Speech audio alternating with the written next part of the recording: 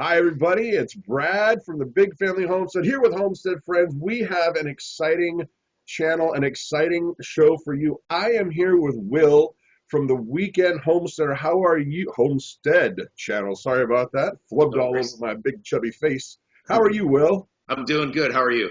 Finer than a frog's hair, sir. And you have an awesome channel, and I want to talk, but right out of the gate, I got to know.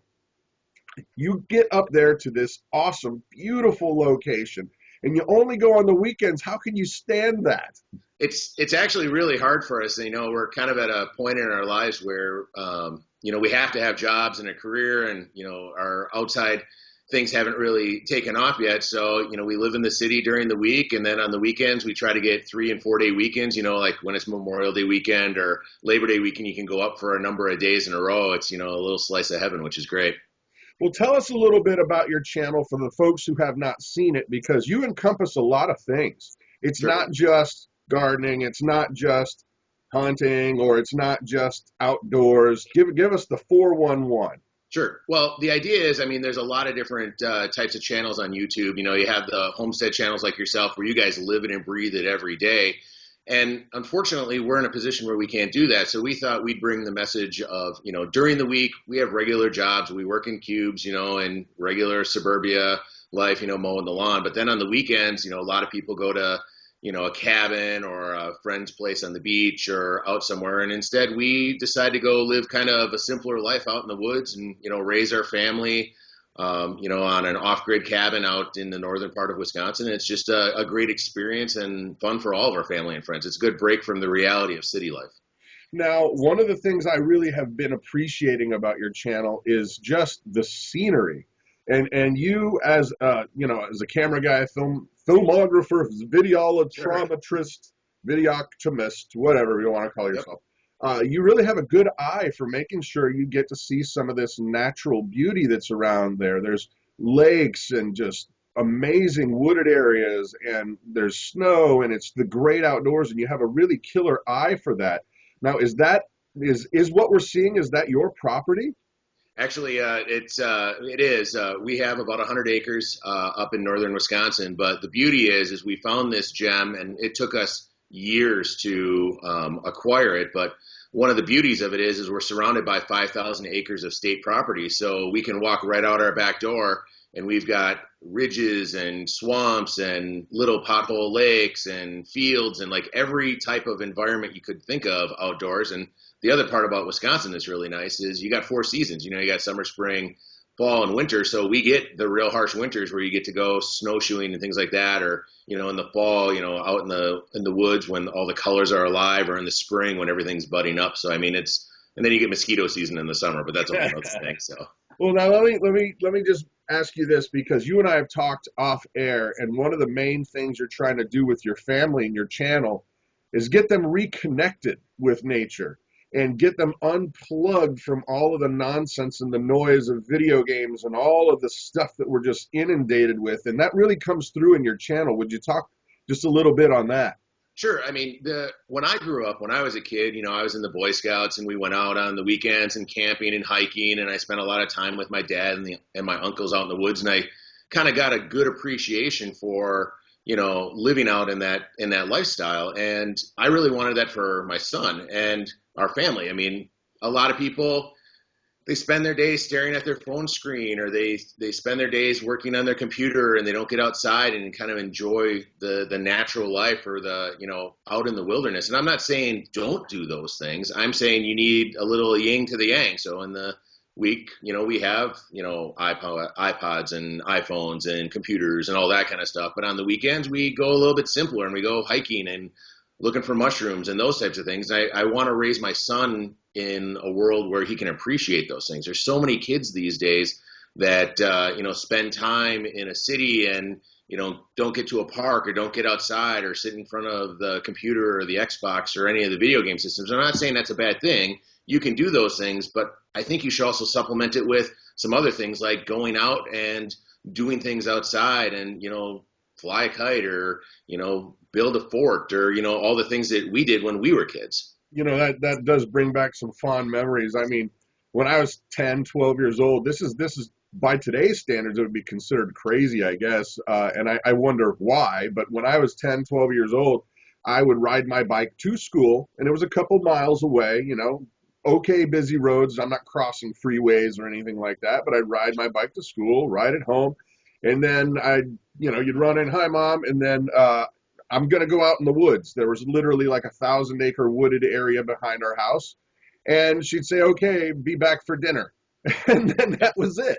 Well, that's how it was in the summertime. You'd school would be out. You'd wake up in the morning, get on your bike, and you'd be home by 6 o'clock because that's what it was. And it was about adventure and experiencing. I mean, you could probably appreciate that. I mean, that's exactly what you were probably doing. Well, and now people get child protective services called on them if their kid is unsupervised a block away in eye shot of the family. And I think that's insanity.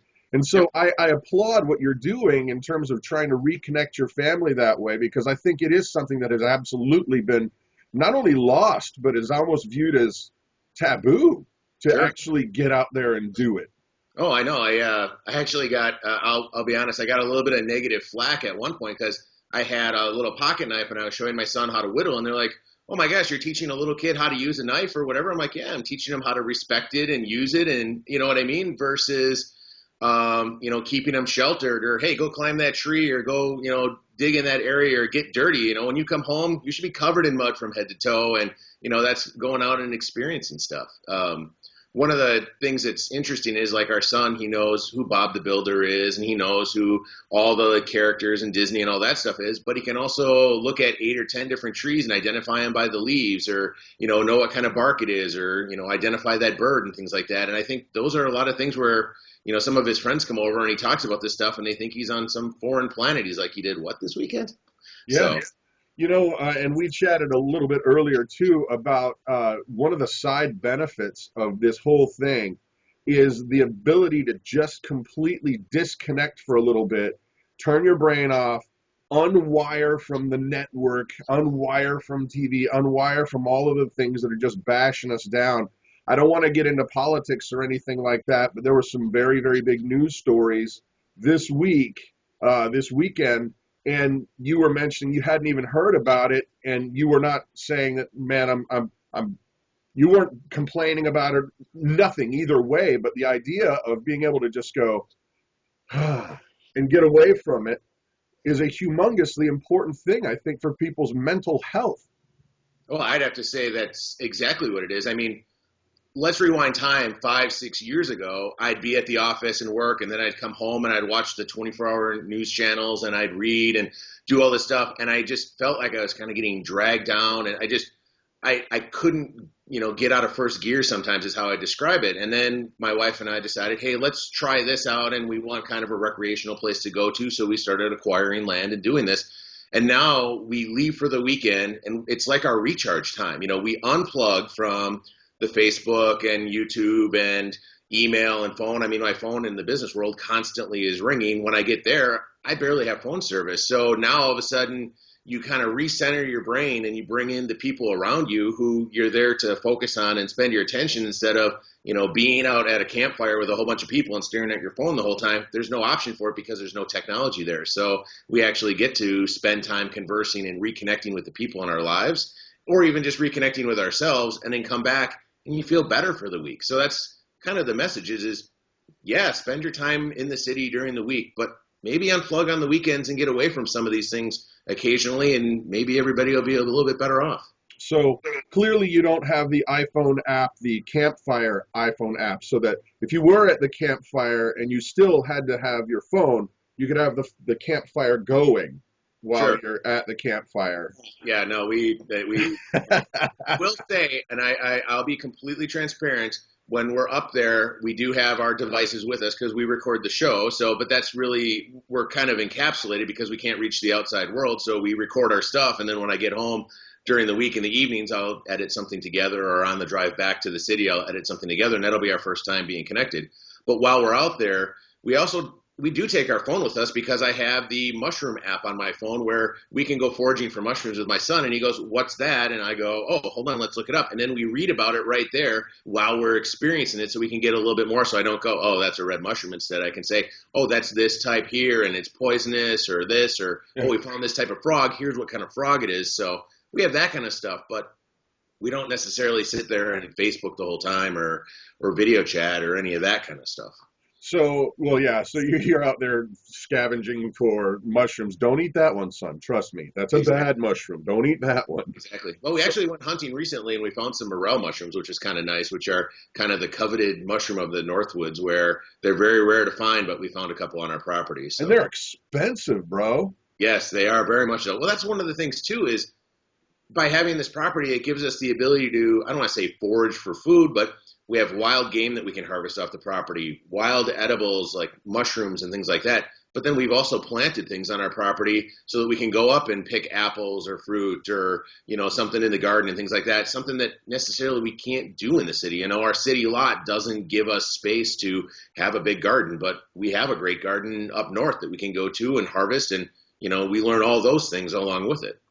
Now, you have just recently put out a video, and folks, you should go over there and check this out. But they've got, it's this spoiler alert, because we're going to talk about it right now, but you already have in the past. You've got a big family announcement that you just made. Do tell.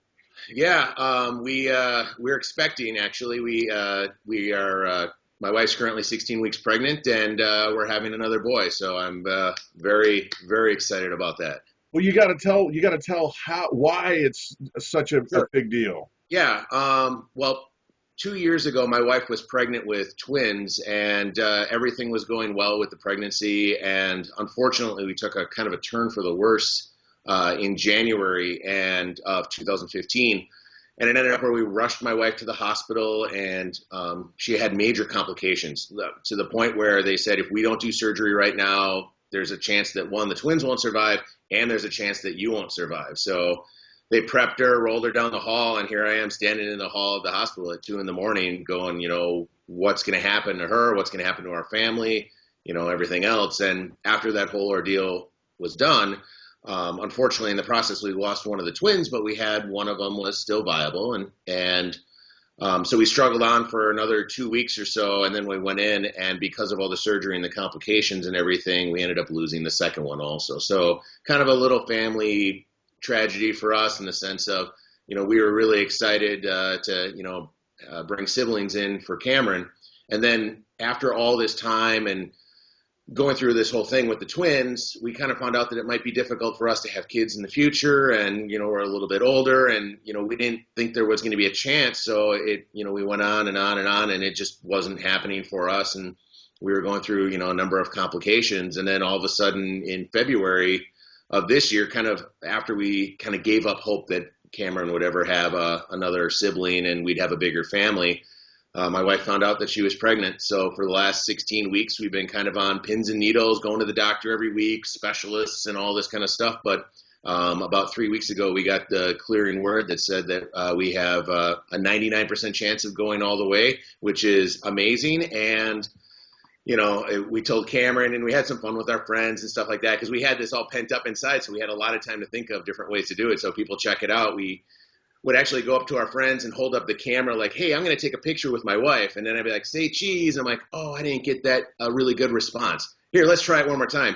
Hey, Mrs. W's pregnant. And then all of a sudden they'd be like, what? Oh my gosh. And then you'd get the surprise because you just flip it to video and record the video response. So we did my parents, my aunt and uncle, a whole bunch of her friends, and it was amazing to see the response. We actually recorded like 15 or 20 of them, but we only put probably 5 of them in the video. But it was a lot of fun to do, and it's kind of a little bit different way to do things. So let me ask you: are you guys going to are you gonna let it be a mystery, or are you gonna figure out the sex of the baby before? Oh no, we did that too. So the hospital gave us an envelope that had the baby's gender in it, and we gave it to a bakery, and they baked a cake. And you didn't know. We didn't know. So we didn't know what was inside the cake. Nobody did. And actually, we recorded that also, and we put that in the video. So when you see us cut the cake for the first time and pull it out, the inside of the cake is either blue or pink. Yeah, And don't tell them. Don't tell them. They got to go watch the video. Sorry, I wrecked it already. Don't tell. No, no, you didn't say. You didn't say. Okay. You didn't say.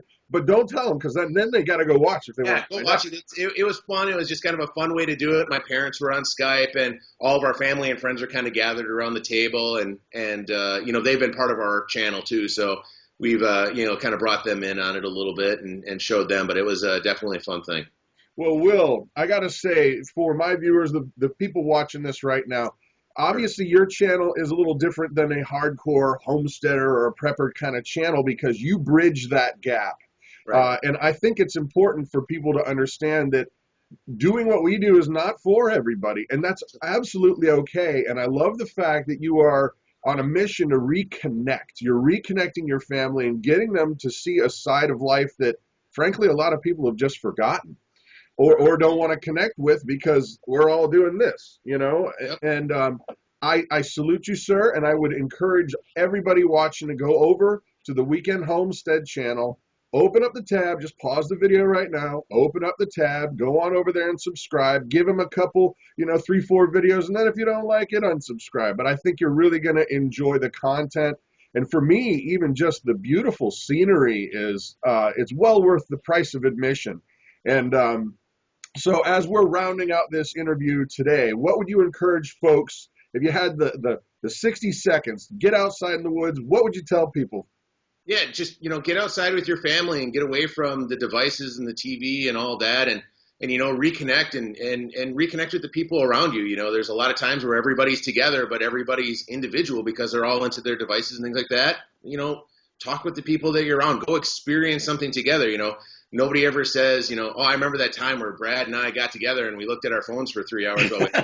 That's hilarious. We got together and we went camping on this trip and we saw this, or we went out and did that, or even just go to a park. You know, almost anybody at any place in the United States has a park within a reasonable area of their house. Go for a hike. Go say, hey, we're going to go find something. We're going to go do something. We're going to go explore something and see what that reconnects in your life to see if that helps you in the long run. Absolutely. I agree 100%. Will, thank you, thank you, thank you. Viewers, the Weekend Homestead. Make sure you go over and check them out. Well, sir, I appreciate the time. You have an amazing day. You too. Thank you.